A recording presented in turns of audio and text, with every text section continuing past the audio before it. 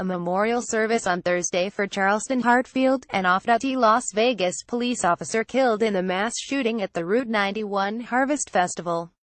WattieReuters LAS VEGAS, the coroner's office in Las Vegas completed the grim task of identifying all 58 people killed by a gunman at a country music festival and made their names public on Thursday night, 4 days after the shooting. The victims include 36 women and 22 men.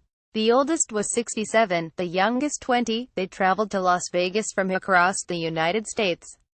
They were teachers, police officers, secretaries, retirees. These are their stories. The FBI is still trying to determine a motive, searching the electronic devices and financial statements that belong to Stephen Paddock, the gunman. Investigators have not found a manifesto or signs that he held extremist views. A note the gunman left on a table inside his suite at the Mandalay Bay Resort and Casino had numbers written on it. Sheriff Joseph Lombardo of the Las Vegas Metropolitan Police Department said Thursday in an interview. He said the authorities were trying to determine what the numbers meant, but the sheriff said the document was not a suicide note. Mr. Paddock may have scouted other locations before targeting Las Vegas, including Fenway Park in Boston, the Lollapalooza show in Chicago and the Life is Beautiful music festival in Las Vegas. Mandalay Bay Resort and Casino. The gunman shot from the 32nd floor. The hotel is about 400 yards from the stage site of Route 91 Harvest Festival. Mandalay Bay Resort and Casino. The gunman shot from the 32nd floor.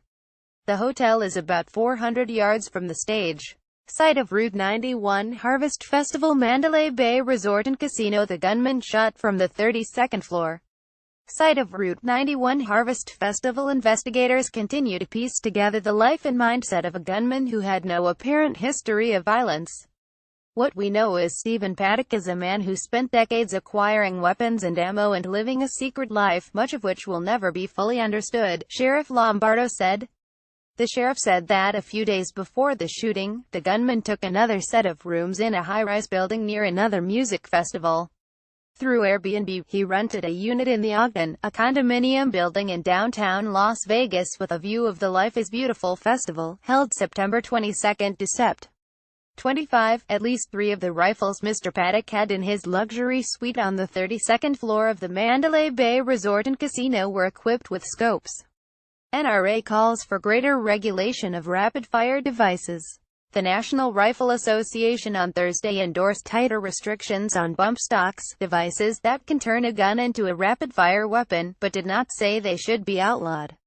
In a statement on Thursday, the NRA said the federal authorities should immediately review whether these devices comply with federal law. The NRA believes that devices designed to allow semi-automatic rifles to function like fully automatic rifles should be subject to additional regulations, the group said. Last year, the NRA's online magazine, America's First Freedom, called one of the rapid-fire devices sublime, and it advised users to keep copies of the Firearms Bureau's ruling that such items are legal. Washington seems to be moving closer to new gun rules. On Capitol Hill, support appeared to grow for a ban on the bump stock devices, either through regulation or legislation, as Republicans, who for decades have rejected any form of gun restrictions, began increasingly to speak out. Several leading Republicans, including Senator John Cornyn, the number 2 Republican in the Senate, have raised serious questions about the devices. In the House, Representative Carlos Curbelo, Republican of Florida, has drafted a measure banning bump stocks. He said his office had been flooded with calls from dozens of fellow Republicans who wanted to sign on. "I think we are on the verge of a breakthrough when it comes to sensible gun policy," Mr. Curbelo said. His comments followed those of Paul D. Ryan, the Speaker of the House, who during an interview with MSNBC also raised questions about the conversion kits and said he was open to legislation. "Clearly, that's something we need to look into," Mr. Ryan said.